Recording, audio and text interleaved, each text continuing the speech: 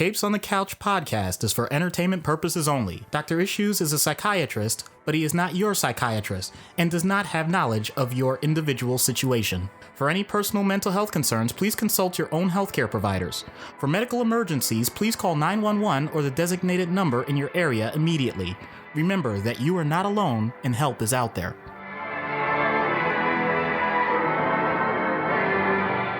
Hello and welcome to Capes on the Couch, where comics get counseling. I'm Anthony Sitko. And I'm Dr. Issues. This is issue number 73, Yorick Brown, requested by Matt.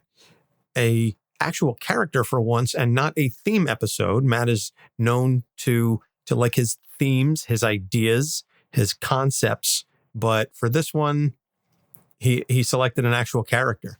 And yet the character that he selected has a major theme attached to it. Yeah.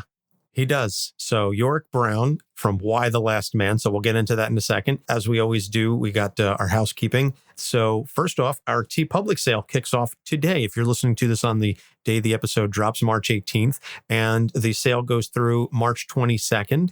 And so all of the items in our TeePublic store will be available at up to 35% off. So if you were waiting to check out some cool gear, that is definitely available. Hopefully by the time we record this, we will have the Because Comics stuff up. We are working with the artist. Hopefully we can get the artwork up on the site in time. Fingers crossed. If not, if I'm not mistaken, though, when you upload a new design, then all the stuff with that design on it goes on sale for like a couple of days. So right. Even if we don't get it up for the store-wide sale, they run a store-wide sale every month. So this is the first time that we're actually announcing it in advance on the show. So the shout out this week is Ignorance Was Bliss. Kate Walenga, who is a wonderful, wonderful, lovely human being. She interviews a guest every week about whatever comes to mind. Her show started off as true crime, and then it became just an interview style show. And so I had the fortune of being a guest a few months back. And basically, I think everybody should listen to Ignorance Was Bliss because it's one of those shows that you can always learn something. And there are so many episodes that I listen to, and depending on the guests, some of the guests are really funny. Some of the guests delve into serious topics. Some of the guests delve into really, really deep stuff, like very personally impactful stuff. So on mine, we ended up talking politics and religion.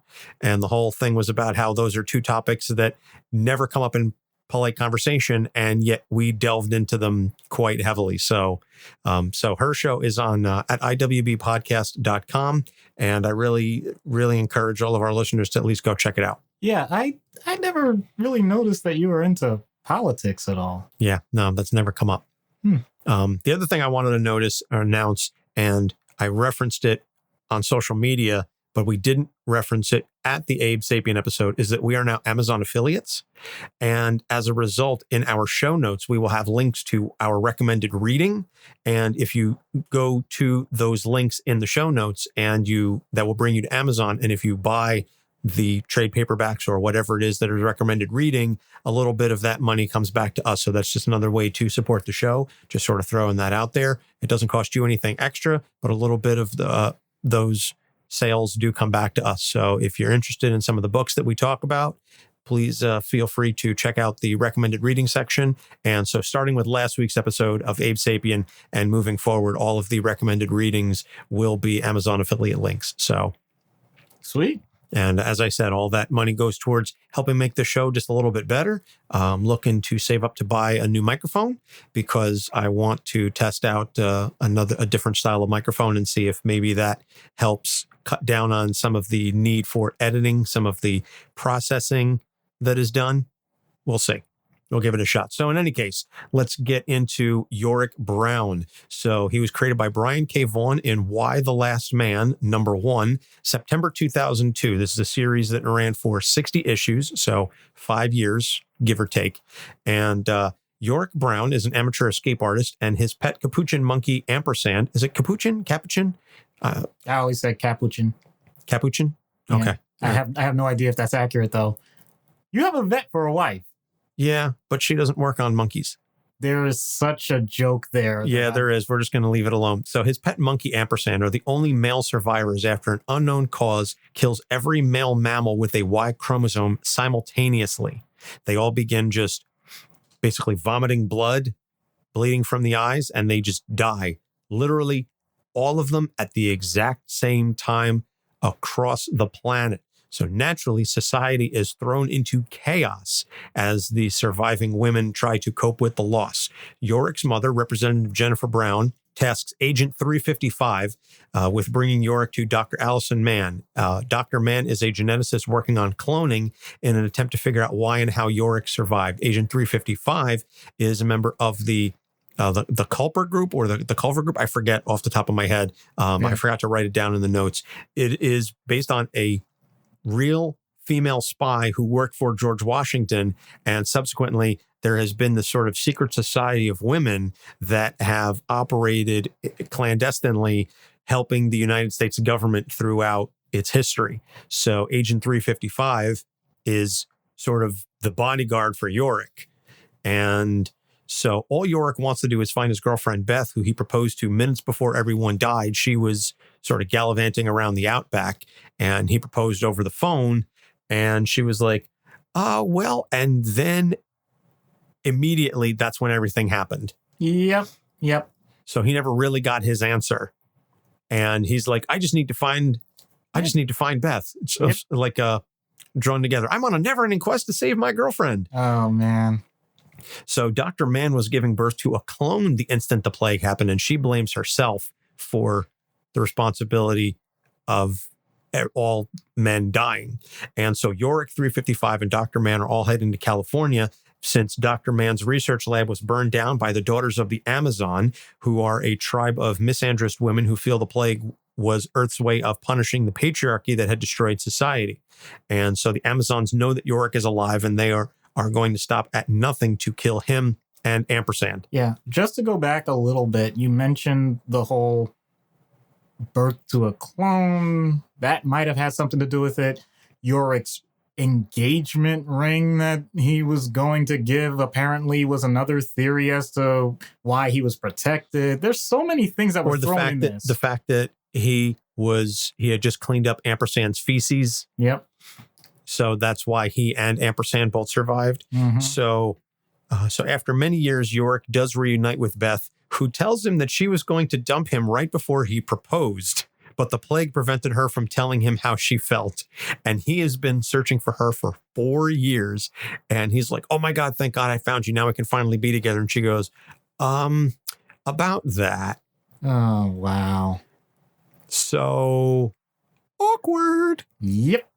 So after this happens, Yorick realizes that he's in love with 355. But right after she confesses her love for him, she's killed by Alter, who is an Israeli commando on the hunt for Yorick. So Yorick then ends up marrying Beth 2. That's what she's known as in the book. She doesn't have a last name. She's just Beth 2. She is a flight attendant, and she gives birth to a daughter, Beth Jr. Yeah. Beth Jr. later becomes the president of France. So Dr. Mann eventually learns how to clone humans successfully, including Yorick, who grows old, and then he gets institutionalized after a joke is interpreted as a suicide attempt. And so the last thing we see is him at 85 years old breaking out of the institution after being visited by one of his young clones. The only thing I have to say about that is I actually had a patient on the inpatient unit that said the only reason he's there is because he told a bad joke and his doctor thought he was suicidal. So these things do happen. Mind you, there was a lot of other information and we did get collateral to indicate, no, you really were suicidal. You're just downplaying it now. But, circumstances. So it's a really interesting read. It's just one of those high concept stories that, it's literally described as, what if every man in the world dies except one? Right. So let's dive into the issues. The first thing is survivor's guilt. Yorick has survivor's guilt like a mother. You mean like a father? I know what you were saying, but So he feels very guilty over the fact that he is the only man left, and it sort of ends up as almost like a death wish very early on. He's like, who am I? What makes me so special to survive when everyone else died? Like, I shouldn't be here, so you can go ahead and just kill me. Yeah. Yeah. This is something that hit so suddenly and unexpectedly that there's a certain level of responsibility involved in this. I can't imagine things being so bad that you have to take on the mantle that you are responsible for the existence of the human race. So I'm not sure I can relate to that. But I can relate to a situation. I'm not going to bring up details, but the idea that many family members die in an accident and you're one of the few remaining survivors and people pretty much want you to continue on. There's a famous one that just happened, but I'm not going to get into that one because that'll be too much emotion for me, to be honest with you. But it's the idea that the people that cause so many problems with this, and it's well depicted in the storyline, people died because most of the men were pilots. Like, it's just the way the numbers work. And so planes just dropped out of the sky because the pilots instantly died. In addition to that, anything that anyone else was doing couldn't be continued because you can't just do a one-to-one swap. It's not as if you're a surgeon, you just say, okay, next person up. Like, it doesn't work that way. So a lot of what we know has to change. And by definition, that means whether you wanted it or not, you're coming along for this ride. As you said, Yorick's response to that is, who says? There is no law that says I have to do what everyone else expects me to do. And he has some direct animosity. It's not as if everyone wants this to happen. So he has to take that on. And it's not just survivor's guilt, it's just survivorship itself. It wasn't a matter of whether or not he wants to do something specific. It's that everyone else already has a predetermined plan for him, and he doesn't have it for himself. So in other words, if he had the ability to, in theory, have the Yorick Convention and all of the important people in his life came together and said, okay, Yorick, these are the options of what you want to do. What's your plan? What do you want to do? It doesn't happen. And so he doesn't even get that opportunity. He doesn't get the downtime to really think and process what's happening. And that's true for anybody that's going through a traumatic event. You don't get the choice in the moment. If someone's gunned down in front of you and you witness that, let's say as a child, that's going to have an effect on how you emotionally on how you emotionally process things. But you don't get to say, all right, I need everyone to just clear out and give me a few minutes to think for myself. Or if you were involved in something directly and you caused trauma to someone else, you don't usually get the opportunity to say, by the way, I'd like to know all the bystanders. I want to let you know that this has nothing to do with you. And I may have to process this for myself, but you guys can go about your normal lives. There's no rational thought behind trauma. There's no rational thought behind the loss itself. There is after the fact, but not in the moment. And yet, so far, all the information we get indicates that would be the best time that someone could do it. But this is a complete lack of availability. You don't get to pick and choose who the people are that survive something. So you don't have support. You don't have your own natural resources usually because you didn't think ahead of time. Let me build up certain things just in case a trauma happens. That's not how we go through life. And even if you make what would be a quote unquote good decision or bad decision, you don't get the feedback other than people being pissed off at you. It's either anger or silence. Hate to say it that way, but that's the way I've commonly seen it. So I think we're striking out here 0 for 3. in terms of what would actually benefit someone like Yorick in a situation like that. I know that he has his mom. I know that he has people that are trying to help him survive, but they're not doing it in a way that's conducive to him emotionally. Their point is, you need to stay alive for the sake of our existence. His point is, I just want to emotionally feel better about all of this, and I can't do it. So there's a complete disconnect. Just a few observations about something that, quite honestly, would totally screw me up. And I think screw up just about anybody that were in that circumstance. Oh, absolutely. Absolutely. I don't think there's any indication, at least from my perspective, again, as a non-professional, that Yorick handles this in an unrealistic manner. I think his reactions to everything are completely appropriate. And that's part of what makes this such a compelling story, is because his responses are so human, in essence, that you get where he's coming from. And you also, in turn, understand the reactions of everyone around him, because everyone has, and there's a spectrum, but everyone has a very realistic reaction to this incident, to the tragedy, and then to the discovery of Yorick, which ties into the second issue, is his impulsiveness. And I would say this is sort of related to the survivor's guilt. This is something that we saw prior to the tragedy, is this idea that I'm just going to propose to Beth while she's on the phone, because he couldn't wait for her to get back from Australia. YOLO! Exactly. And so that impulsiveness, which was fine and measured because the impulsiveness was within the confines of what was considered regular society. But once there's this paradigm shift post-tragedy, he retains that impulsiveness and he's still reacting as though things are normal, and they very clearly are not. And so he's outing himself to large groups of women repeatedly without any concern for his own physical well-being.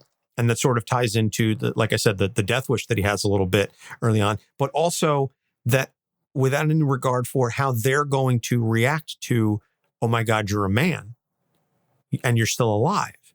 And it nearly gets him killed several times early on in the story. And then eventually it takes a while, but he does learn to suppress that impulsiveness, but it is still a very core part of his being.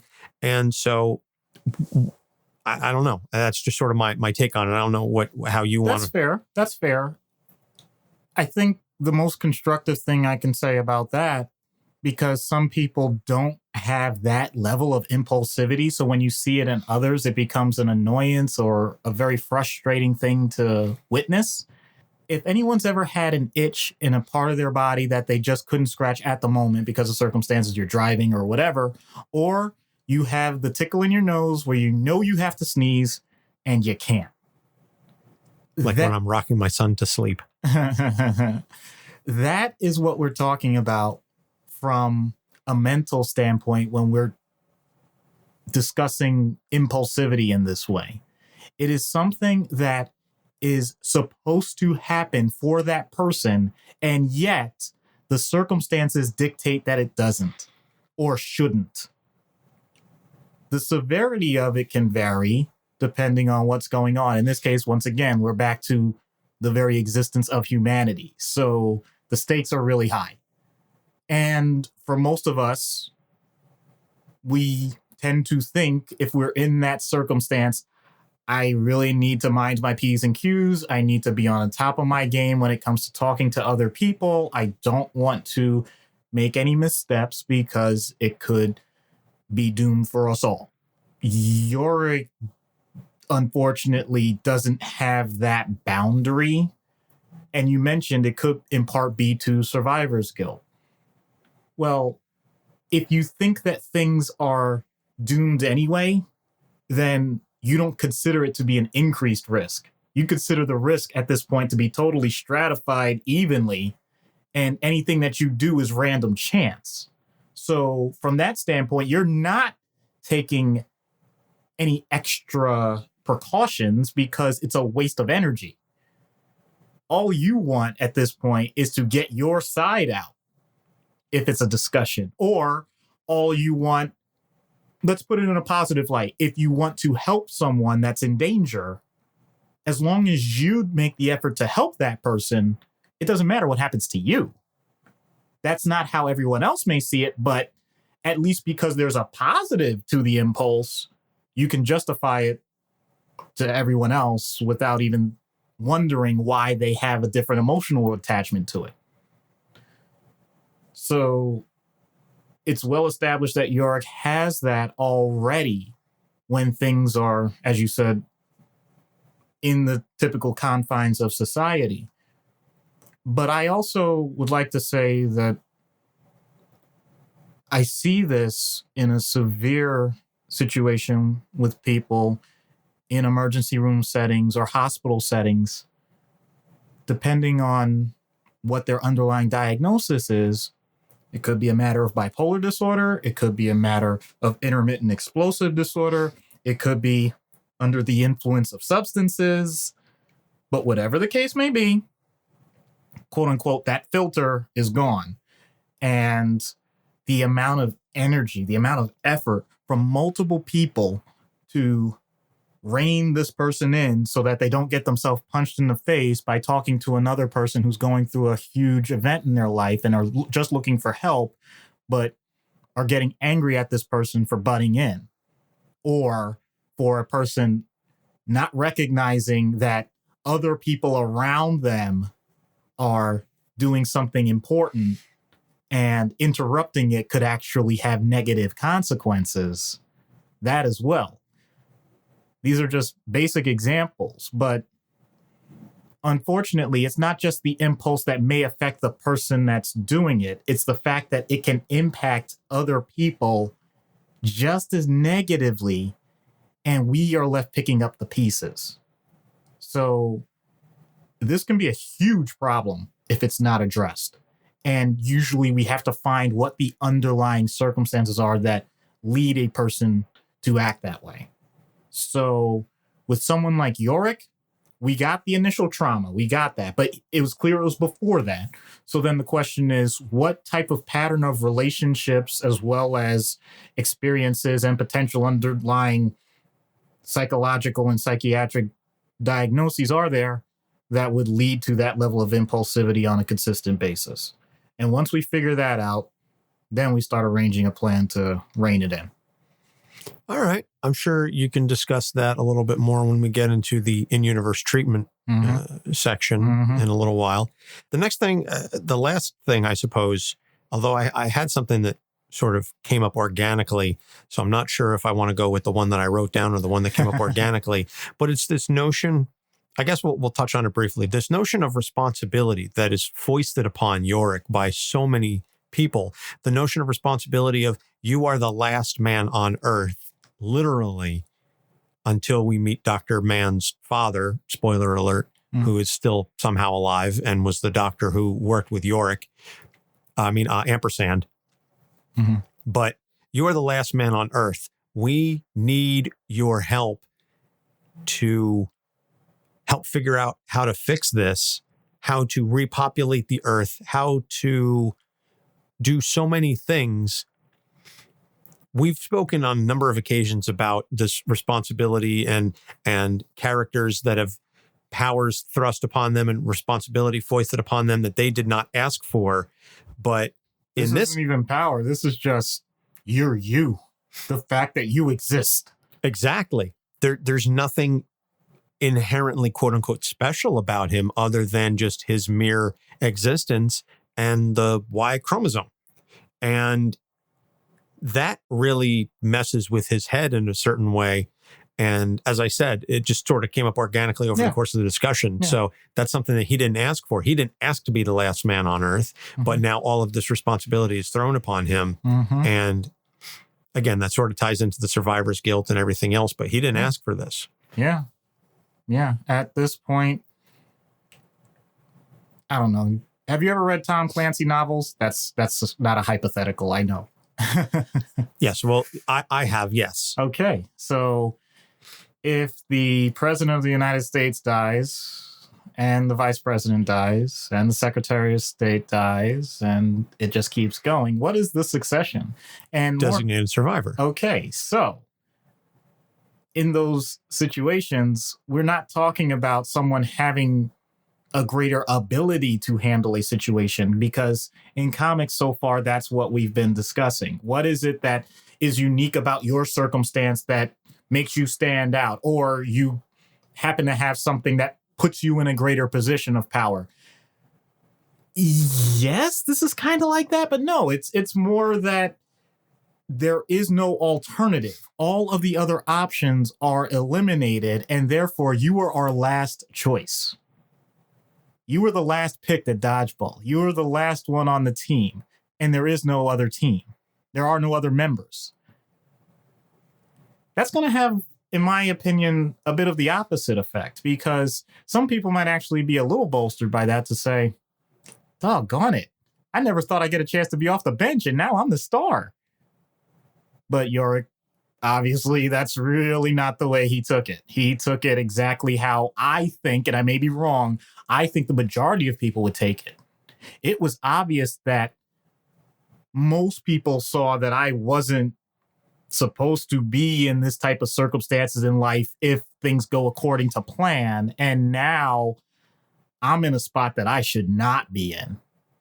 Almost like it's an injustice. I definitely did not need this right now. I did not need this in my life. And my agency, my ability to say no, I know we hinted at it with the survivor's guilt, but we can really get into it here. My ability to say no is completely eliminated. Because if I say no, every other person is going to automatically overrule me. So I end up being important, but I'm not powerful. Whoa. My goodness. Whoa. Yes. Yeah, you see what I'm saying? Like you're the center of attention. You're the number one focus. But you don't get a choice. You can be the star right then and there.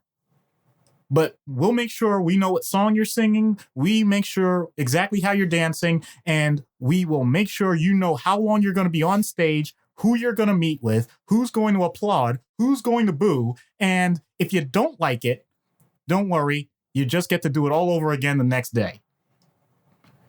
He's the only hammer in a world full of nails. That is brutal. And he's a standard claw hammer. And we have some people, those Amazonians, we have some people that are spikes. They're not just these tiny little tack nails. So you don't have the right tool for the job, but it's the only tool you got. And you have way more variety than you should to use that one tool. So heaven help us all. Yeah. Wow. He's important, but not powerful. That shook me on that one. So, and I don't want to throw away the other topic that you had, because I think it's important to this too. No, I do. So I was about to get into this. His overconfidence in intelligence, that he thinks he's so smart, and he is intelligent. Right. But he figures that he can think his way out of any situation, because in regular society, he was, just by virtue of the fact that, again, he's intelligent, he is charming, he's the escape artist. And I really think that job that he has, or his, self-description, is apropos, because Yorick was always escaping from situations. He was escaping responsibility in his previous life. Now he still has that mindset of, I can just get out of this. I can talk my way out. I can think my way out. And that's definitely not always the case. Yeah. And so that screws him as well. Yeah. Yeah. I know we've had many discussions about narcissists, but also the people that are cocky, but they can back it up. So that's fine. But I think this is different than the intellectualization that we have talked about before. I think this is a situation where someone actually decides, in a dire need, to go with a strength. It is a strength of his, but it's not the overwhelming strength that you would expect in that circumstance. It would be like me saying, I am a tall, thin black man with long arms and fingers, and I love basketball. I'm Michael Jordan. If anybody see me play basketball, they know I'm not Michael Jordan, okay? I'm saying that... You're not even Scottie Pippen. I wish I were Scottie Pippen. You're not even Horace Grant. I wish I were Horace Grant, B.J. Armstrong. Wow. Okay. I mean, seriously, I would take Bill Cartwright even. That's fine. They all got rings, man, and money. Anywho, to get back to the real point, I think that's a stress response to the circumstance. He went with what he considered to be the best weapon in his arsenal. And he comes to learn eventually that it's not as strong as he thinks it is. But interestingly, he does it with a level of confidence that the other people that he's around, unless they really know him, still play off it a little bit. They give credence to the idea that sometimes he has some points that may make sense, but dude, you're not introducing all sorts of new stuff to people that have never heard it before. I'm going to bring up the term, and spoiler alert, it does come up in the skit a little bit, but not that much. I think there is an underlying tone to the way he discusses things with mansplaining, if anyone knows what that means. The idea that... You're literally about to mansplain. I love it. I love it. I love this. The idea that you have to put yourself on a certain pedestal compared to the people you're talking to. And for some reason, the tone that you take happens to play in, especially when it comes to the opposite gender. And yes, you have two men talking about this situation right now. So maybe this entire podcast has been nothing but mansplaining all of psychiatry in comics. I hope that's not the case. I really don't want it to be that. And I'd like to think that I would be cognizant enough of it, but I'll also recognize that might be a blind spot for me. I don't know. I'm saying the way Yorick was written, though, I picked up on that instantly. Oh, absolutely. Yeah. Yeah. And it's funny because this was written in the early 2000s before mansplaining really became acknowledged or was a term. I think the idea of I'm a man, therefore I'm going to explain things to you, that's been around because that's patriarchy. Yeah. But the idea that it was given a name didn't really start to happen until the mid 2010s. Right. So I think if this book were rebooted now or revamped now, there would definitely be this notion of mansplaining being thrown back at Yorick. And I'm sure that in the TV series that is coming eventually, possibly at some point, that's one of the reasons why Matt picked this, is because they're working on this. Why the Last Man has been attempted to be adapted for at least like a decade. But I'm sure that in whatever version the FX network eventually gets off the ground, that mansplaining should be a thing, because it is definitely a very integral part of who Yorick is as a character. Yeah. And in terms of what does he do with it, I think he leans into it. He points out that if there's no one else that's going to do it, he has to pick up that mantle. So, yeah, that mantle. Oh, wow. All right. I would say, by the way, it just occurred to me, I don't think we're that mansplainy of a podcast because, and this is going to sound horribly mannish as it is, but I don't think we're that bad because half of our present level patrons are women and we've got a good chunk of female audience. So I think if we were really that mansplainy, it would turn them off. So yeah. I think the fact that we have a good core female support group, that indicates that at least to the extent that we do mansplain stuff, and I'm sure at some point we have, but I think we're very cognizant of it, and we try to avoid coming across as explaining things as a man is different than I'm a man, therefore I'm going to explain this to you. Mm-hmm. That's mansplaining. Mm-hmm. That's the idea that you're a woman, even if you're an expert, but because I'm a man, I know better than you. Mm-hmm. That's mansplaining, and I don't think we do that. So I hope not. Because I think it also... And if we do, please call us out on it. I think it also implies that we're the last word. And in this case, he has a reason why he would think he's the last word in any topic.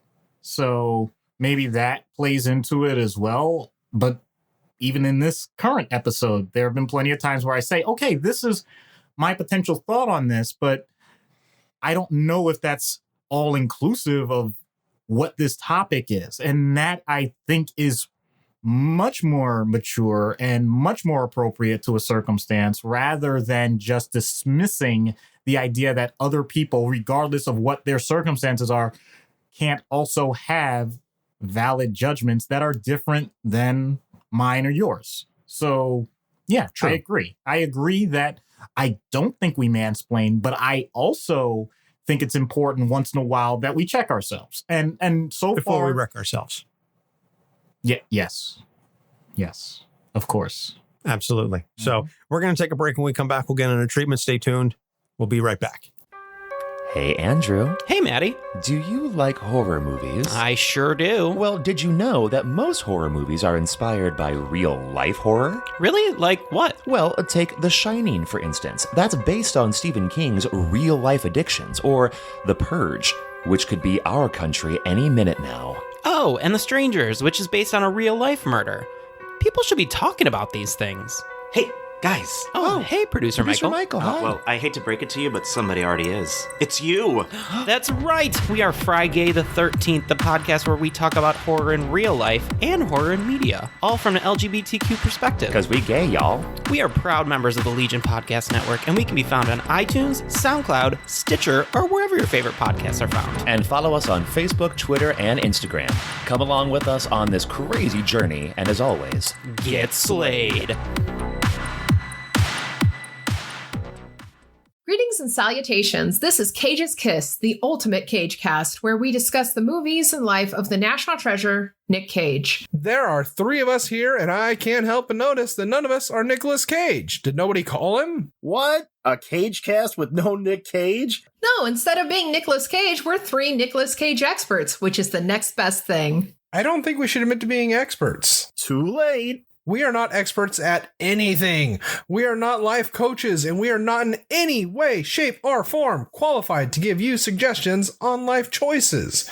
But Nick Cage is, and he's made hundreds of life choices. Seriously, I cannot stress enough just how much you should not take our advice. But we're experts. No, seriously, we're not experts. Yes, but we will be reviewing his first acting gig as Nicholas Coppola, Best of Times, which features a young and very precious Crispin Glover. And his work in Fast Times at Ridgemont High. And his work in My Nightmares. We're experts. Hello, I'm Chris Claremont. You're listening to Capes on the Couch. And we're back. So we're going to try not to spoil too much of the skit, but in-universe treatment is unlike any situation we've encountered before, because just by virtue of you speaking to Yorick, you have blown his mind. Right. And again, mild spoilers for the skit, but we sort of lean into that heavily. But yeah, to the extent possible, is there any real treatment for these issues in universe? So in universe, I think we're almost doing a support group of two. It's more like get out what it is that is on your mind that's really ticking you off or scaring you or making you sad, and we go back and forth processing it. Yeah, so basically it's what Anthony and I do maybe once a month with each other. You're not wrong. Right. So I don't have anything particular to say other than I think I would try and incorporate Ampersand a little bit, because companionship outside of humanity is something that we are coming to realize is not just an aside. It's not just an accessory to life. It can be incredibly vital. I think it's being mismanaged once in a while when it comes to people having these therapy pets that are clearly not appropriate as therapy pets. But What do you mean? I can't bring my emotional support peacock on an airplane. hey. Really? Really? The point, though, that he has a support monkey that may or may not be critical to the fact that he's alive is valuable. And I would almost try and foster a way for that bond to improve to the point that he doesn't necessarily need me as a therapist. I'm a part of his survival, let alone being a counselor or therapist. So my role all of a sudden is magnified in a way that, to be honest with you, it probably shouldn't be. So I'll admit, personality-wise, I don't know how I would handle that. Hint, Skit is real in terms of my reactions.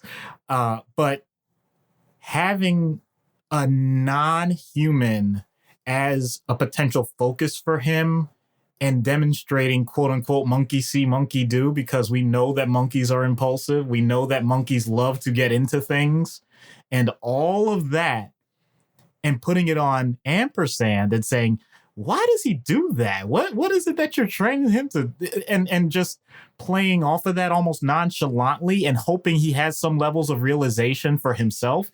I think that might be a way to go, just to get some distance, because everything else would just be way too close to the core for the sake of survival for both of us. That's my opinion. All right. Very interesting. So out of universe, obviously the particulars of the trauma are unfathomable and cannot be replicated.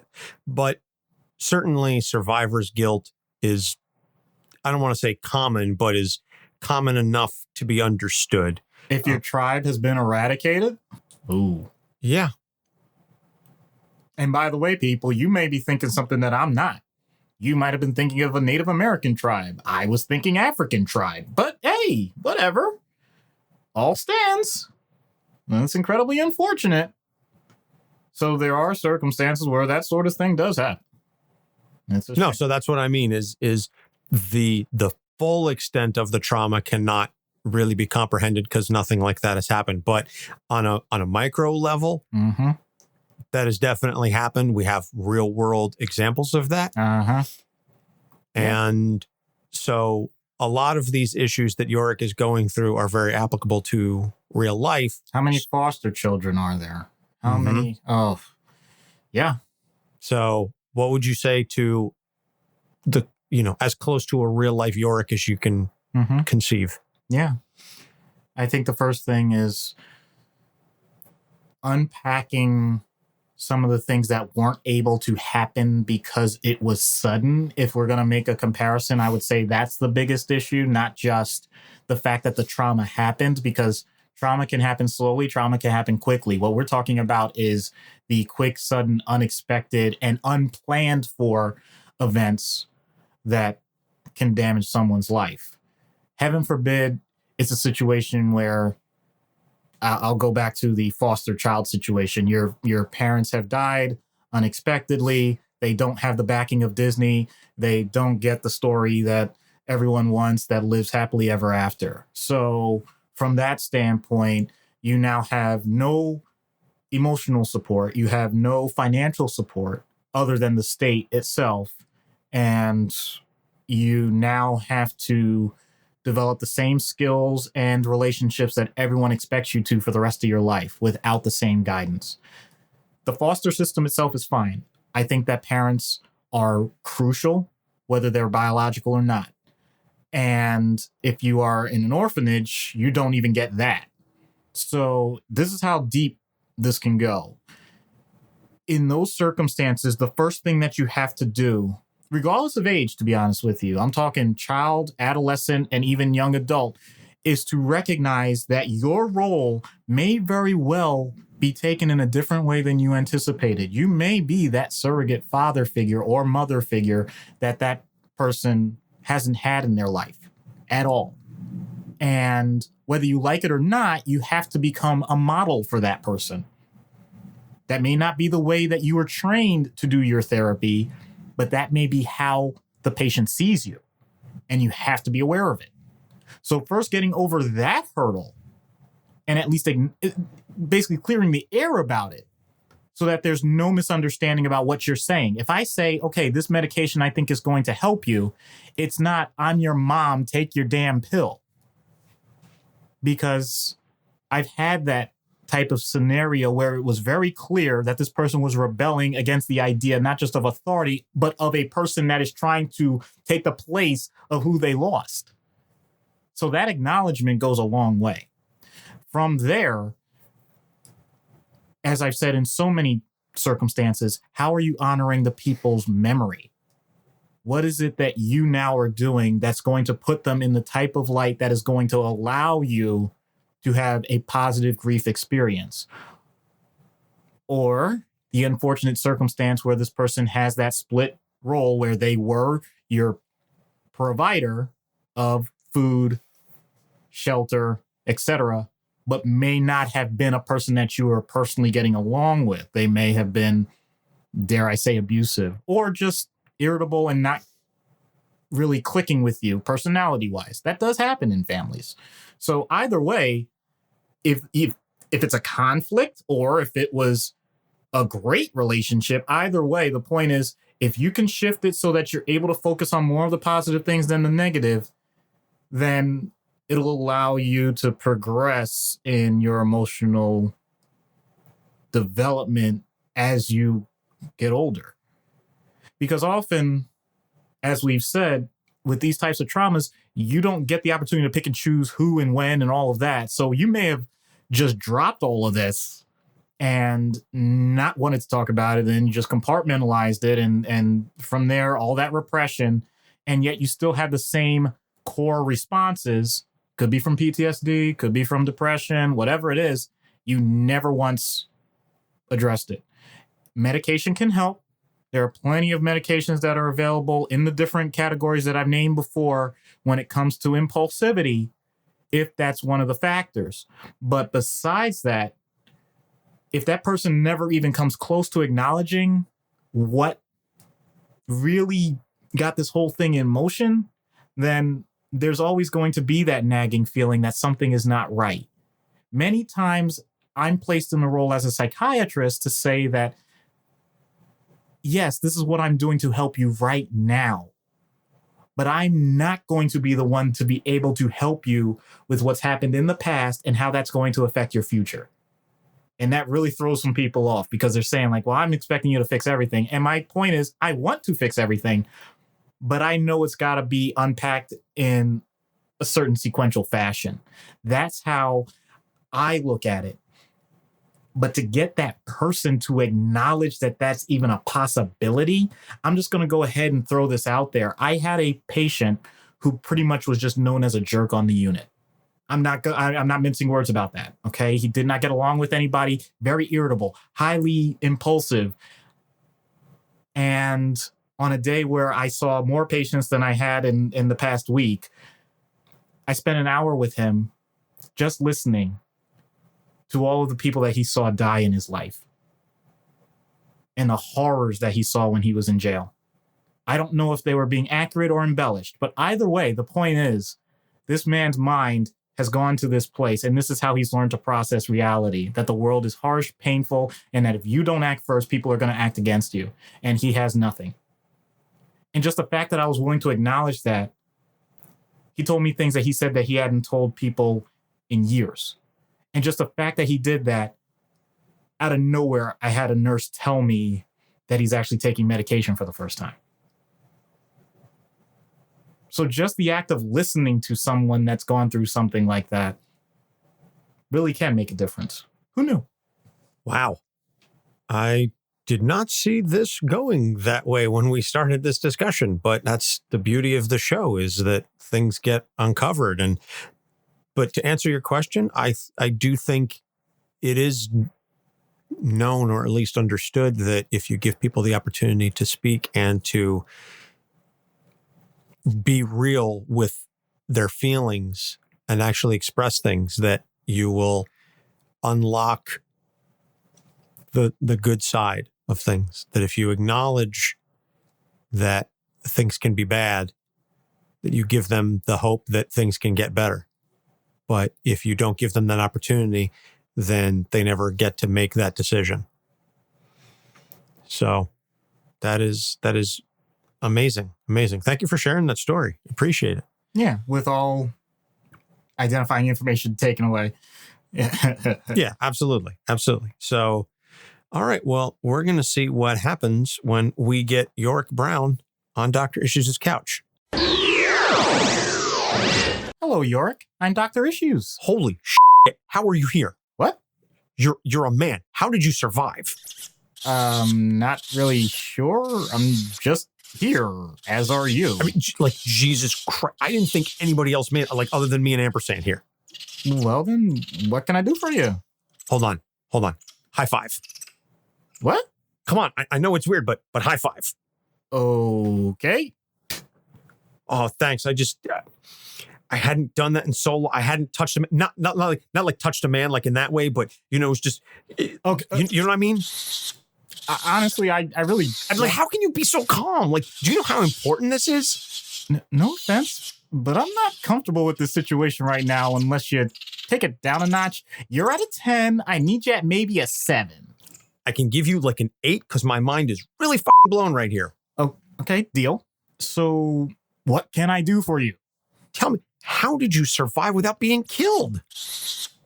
Well, if I knew that, we'd all be in a better situation. So, no dice. All right, look, let's get past the novelty and let me figure out how to help you, okay? No, that. You're thinking too small. You need to help everyone. I mean, they are all nuts out there. Like, so many women want me dead. Others think I'm a freak. So many of them just want my dick. My ex-fiance wanted to get rid of me anyway. The ones that really only care, they only need me for science, and none of them have a clue what they're doing. Whoa, that's a bit harsh, don't you think? Dude, mankind literally gets slapped out of existence, and I'm being harsh? I get what you're saying. I mean, this is unprecedented. They're going to come after you and I. I mean, you know how many women want to use me to repopulate the human race? Even if I wanted to, I can't that many women. Look, I just want to be with Beth. But wait, who's Beth? She's my fiance. I mean, or she was right before all this kind of went to shit. She's somewhere in Australia. At least that's where she was last I heard. Wow, that's unfortunate. You're telling me. It's not exactly like I can just get on a plane or a boat and travel there. I mean, I'm way too exposed as it is. I had to cover up just to get here. So I'm still confused. What is it that you need me to help you with? Okay, first, you have to help me wrap my head around all of this shit. And then we need to get helping to some of the women out there, okay? I mean, you can trust my mom. She's pretty level-headed. So, I mean, she's a congresswoman and she can help you sort of amplify your message. Whoa. I'm not sure that's going the way you think it will. I mean, I'm willing to help you cope with your situation, but that, mass messaging and all that's not really my skill set. Are you kidding me? You talk to people for a living. That's all you do. That's your job. How is that not in your skill set? Wow. Have you ever heard the term mansplaining? I wish. Does it knock sense into loons? Can you stop using pejorative language? See, that's the kind of rational advice that we need to be heard. We need to show them that men are not meatheads. Oh my God, Yorick, focus with me here. You keep trying to recruit me. I'm on one side in this whole world. Mine. Okay, I want to help you, and you can take that ball and run with it from there. If a woman has a psychiatric ailment, I'll help as many as I can. You kind of don't get that choice. I beg your pardon? No, I mean, we're marked. We found the problem. Die, oppressor scum. I didn't do anything. You exist. That's all that matters. Told you so. Wow, there are so many words I could say about... I bet you wish you had a female representative right now, huh? Shut up! Wow, I never thought I'd hear a woman say that to me. Yeah, good one. Any last words, patriarchal bastard? Tell my wife and daughter I love them? You don't know love. You only know oppression and rape. And you?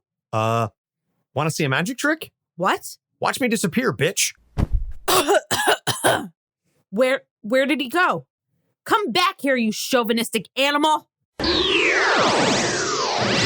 So he just left you. Yeah, but I gotta admit, I probably should have taken up his advice. Ironically, I thought he was being a jerk, but no, he was just trying to make sure we survived. Yeah. How well did that work out for you? So thank you, Matt. This is a fun one. So we're going to include the recommended reading for the trade paperback versions of Why the Last Man, the collected editions, what have you, 60 issues. So you can read it, in a couple of hours. You can blow through the entire series. It's a really interesting read. Like I said, a lot more characters that go into a lot more in depth than we had the time for. We were really only covering Yorick. I think 355 is a fascinating character. I also think Alter has a very cool backstory about everything that goes on, and just the world building that happens is really cool. So kudos to Brian K. Vaughan for taking the time to figure that all out and come up with that idea. Very high concept. I thoroughly enjoyed that. So next couple episodes, we've got Alfred Pennyworth coming up next. Thank you to Ariel for that, as she loves her Bat family. And then, as we announced last time, the 75th episode is coming up, and we're going to be doing Capes in Court.